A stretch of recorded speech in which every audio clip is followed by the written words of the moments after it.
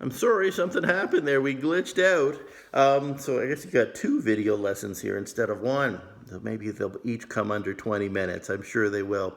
So yeah, all of these payments, all of these decisions dealing with the pandemic, Prime Minister's meeting by cabinet. Now, normally it's behind closed doors. I guess it's Zoom meetings or something like that now. They make very important decisions. These people all make up the executive branch. So the Queen, the Governor General, the Prime Minister, and the Cabinet. But it's the Prime Minister and the Cabinet where the real power is. Not everything discussed at Cabinet is passed. Justin Trudeau can't just say to his cabinet, "This is what I want," and pound on the table. His cabinet ministers, his advisors, will sometimes push back and say, "Justin, that's not a good idea." But if it gets through cabinet, that's the executive branch. It then is passed on to the legislative branch. It must also pass here if it's going to become a law. If it doesn't, it dies and it never happens. So the legislative branch, and you can read along here, is where bills are studied, debated, and voted on. Two groups of people here, the House of Commons and the Senate. If you've ever been to Ottawa, maybe you had a grade 7 or 8 school trip, or your parents took you on a summer holiday, you can't, no tours now, but normally there would be tours inside Parliament Hill. On either side of the building, there are two big chambers. One is the House of Commons, one is the Senate. Both are very important. So if a bill, like when Justin Trudeau said, you know what, we want to legalize marijuana, his cabinet said yes. So then it goes to the House of Commons. And this is where our members of Parliament are. John Nader is our member, 338 of them in all. These are people elected by the citizens of Canada. And they're told, okay, there's a proposal, we want to legalize marijuana, what do we think? All 338 members are given a chance to discuss, question, debate, offer their opinion on that bill and any bill that comes through. 338 is a lot of people. This takes weeks sometimes because there are no time limits. Our members of Parliament can give us 5-minute speech, a 15-minute speech, an hour-long speech. Some of these people like to talk. It can take weeks for everyone to have a chance to have something to say. And if someone says something you don't like, you can put up your hand and say, hey, I would like to comment on that, or I would like to, I don't agree, let me speak, even if you've spoken before. This can take weeks, even months. Debate. But eventually it's all over. Everyone is exhausted from all the talking, and then there's a vote. One person, one vote. You need a majority. So in 338 members, that's 170 gets you a majority.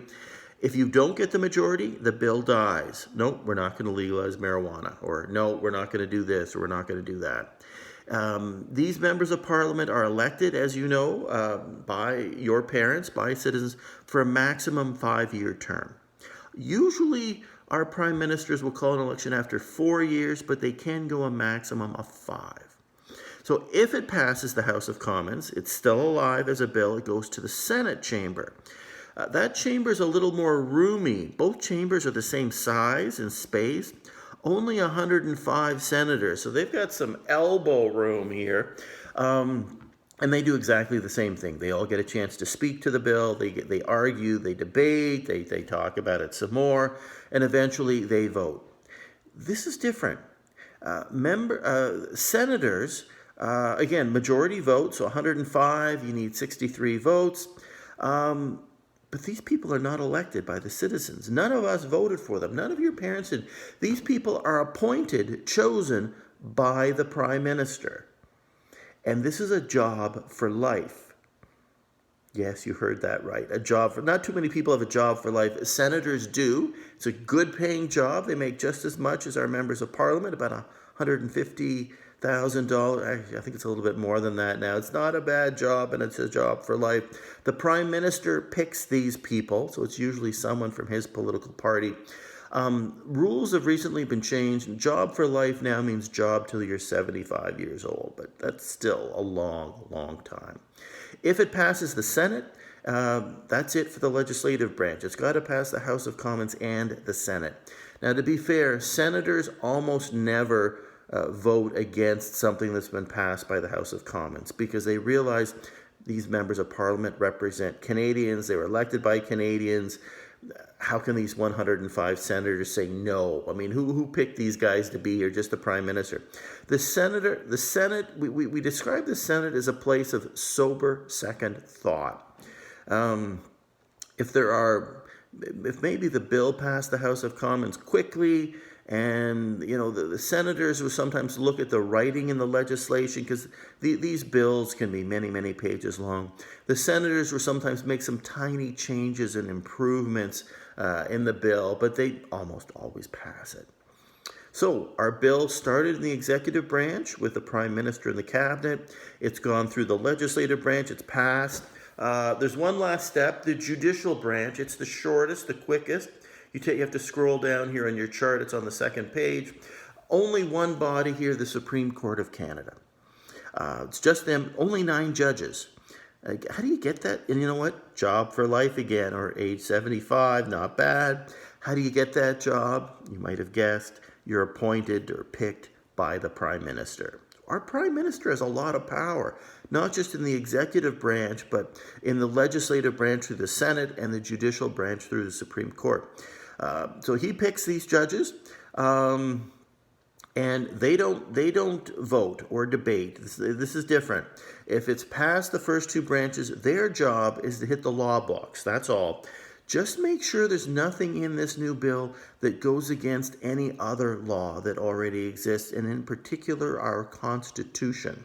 We're going to be looking at our Constitution in some detail.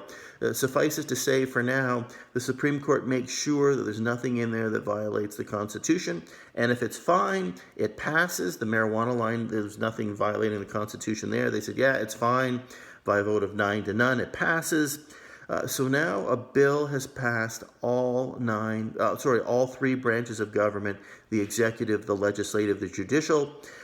If it's all done, the last step, it goes to our Governor General, because she represents the Queen. She pulls out her pen, she signs the bill, and that officially makes it a law. Now marijuana is legalized. Now everything else is legalized. But if that bill fails to pass even one of those 3 branches, it's done, it's dead, doesn't happen, start all over again, or just forget about it. So that's at the federal level. At the provincial level, here's part 2. And this is where you go to your second Google Doc. It's very similar. It's going to look the same, so I can go over this a little bit more quickly. 3 branches. We start with the executive branch. Again, technically, we have the Queen. Below the Queen, we have the Lieutenant Governor instead of a Governor General, but again, symbolically the same thing. And then we go to the real power. At the provincial level, it's the Premier. And the Premier, guess what? The Premier has a cabinet. So Doug Ford has a group of advisors, these smart people that he picks from the elected MPPs here in Ontario. He's conservative, so he picks conservatives, and it works exactly the same way. And again, they're having Zoom meetings instead of meeting behind closed doors now too. That's where new laws are proposed. So what was a new law? So any new ideas he has at the provincial level start there. Then they go to the legislative branch. You'll notice in your Google Doc, it's a little simpler here. Instead of the House of Commons and the Senate, just one group. We just call it the provincial legislature. We sometimes call it Queen's Park, because that's where in Toronto the Parliament buildings are, legislative buildings are. We'll call it Queen's Park. And there we have 124 members elected by the citizens, by your parents. Our MPP is Randy Pettipies, so he's one of 124. Premier Doug Ford is one of 124. And it works exactly the same way. A bill passes the executive branch, it goes to the legislative, and there the 124 members of the provincial parliament, same thing as in Ottawa, they debate, they discuss, and then eventually they vote. And again, everyone gets to talk more than once. This can go on for weeks and weeks if necessary, but once everyone's had their say, it's a vote. If it doesn't get a majority vote, it does not pass. But if it does, it passes. It goes to the judicial branch, which is the Supreme Court of Ontario. Guess what? 9 judges again. Who picks these guys? Guess what? It's the Premier. And it's a job for life at age 75. And it works exactly the same way. These judges look at the bill that's been passed. Does it violate the Constitution of Canada? It shouldn't. And you know, our politicians are careful about this. And as long as that's fine, they say, okay, we're good by a vote of 9-0. And then before it's official, it has to go back to the desk of the lieutenant governor. The lieutenant governor, she signs it, and we have a law here in Ontario. So these are separate. Federal laws deal with federal issues. Provincial laws deal with provincial issues. We're going to be looking at that in some detail too. Well, you know, how come in Ottawa they can make certain decisions and in the provinces they make other decisions? And even City Hall, like here in Stratford, make certain decisions. How does all that work? We're going to leave that for another day. So I'm going to suggest look over these 2 flowcharts. Make sure it makes some sense to you. If it doesn't, relook at these videos. If they still don't make sense, or you've got a question, or what's this about, Mr. Fisher, fire me off an email. Happy to get back to you. Alrighty? So again, if you're not done that most recent Citizens Handbook on the political party that you've chosen to study, that's not done, get it done. And when it's done, go through these notes, make sure they make some sense to you. And then next week, we're going to carry on Monday. Take care.